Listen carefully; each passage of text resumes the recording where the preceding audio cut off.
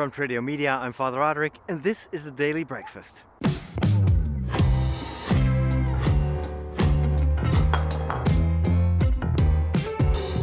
Last week I showed you some of the equipment that I was using to make these videos. And I showed you a number of the lenses that I use on my ATD that I'm currently using for vlogging. I showed you the kit lens that came with the ATD, which goes from 18mm to 135, so that's a nice zoom lens. And then I had the extra wide-angle lens that I'm currently using on this camera, which goes all the way back to 10mm. That's super wide-angle. And in a beautiful landscape like this, with the water and nature, that is a perfect lens for this kind of filming. However, there was one more lens that was on my wish list. And again, it's a very affordable lens. Is this tiny lens. It's a Canon 50mm lens. It's a fixed lens, so you can't zoom with it, but it is also a very fast lens. And I explained last time, a fast lens means it lets in a lot of light. This has an aperture of 1.8. which means if you get a lot of light, you can play with it, and you can play with the depth of field. And what I'm going to do now is I'm going to take this lens off that I'm currently using, the wide-angle lens, and I'm going to replace it with the 50mm lens, and we're just going to do some tests.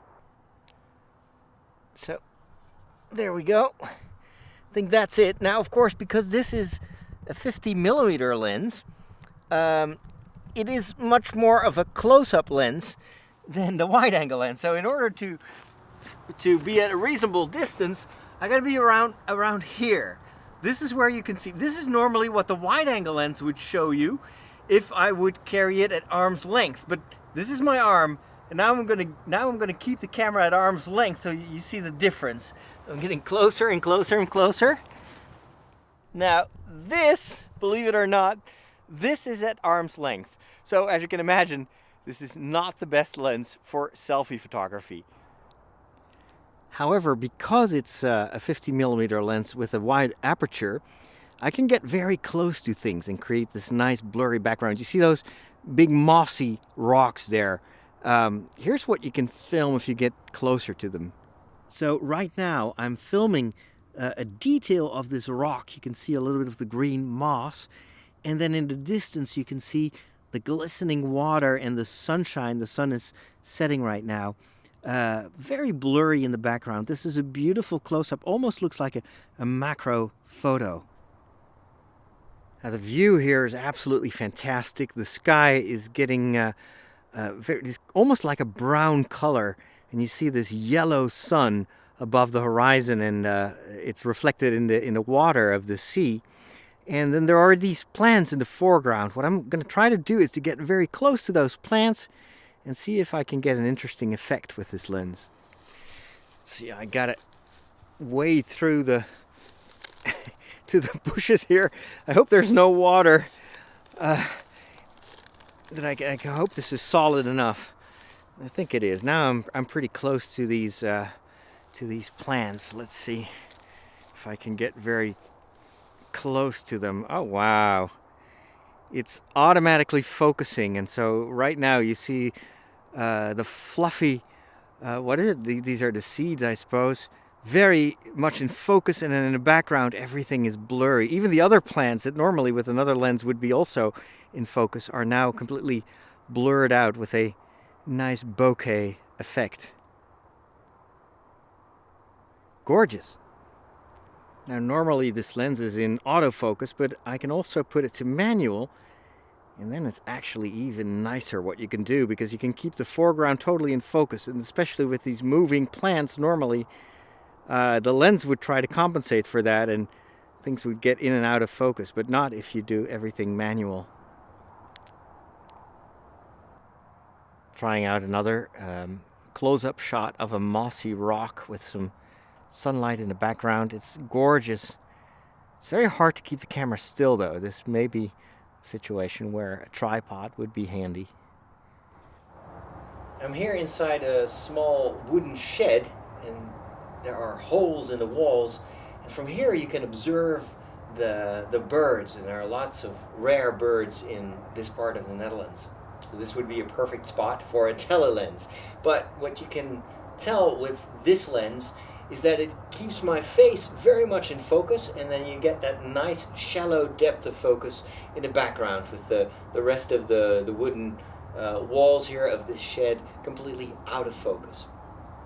Let me give you another example of the difference between a 50mm lens like the one that I'm using now. You see the sunset. The sun is right above the trees in the background.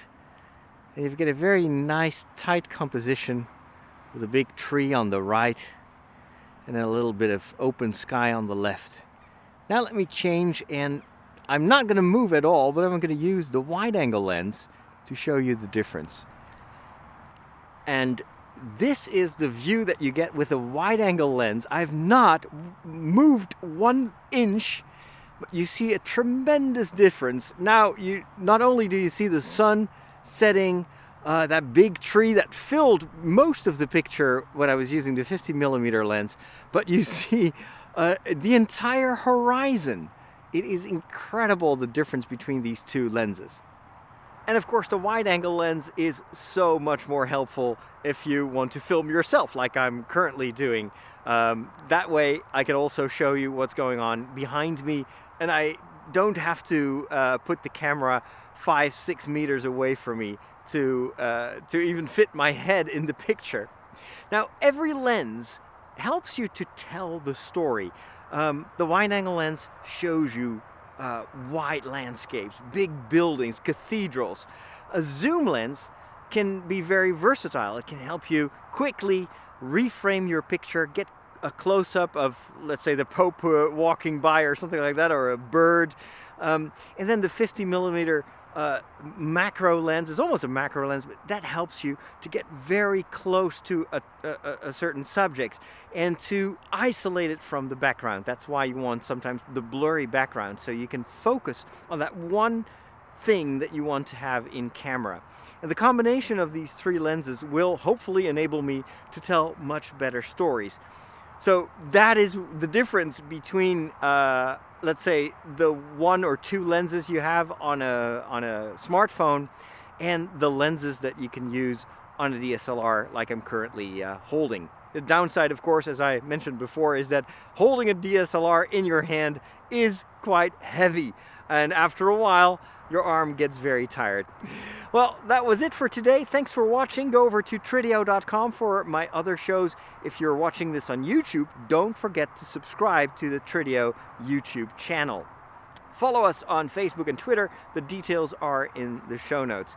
And then finally, a big thank you to my patrons who help me produce these videos and help me to bring these programs to you advertisement free, because who likes advertisements? So if you want to support me, go over to patreon.com/Father Roderick. Thank you so much. See you next time. Take care and God bless.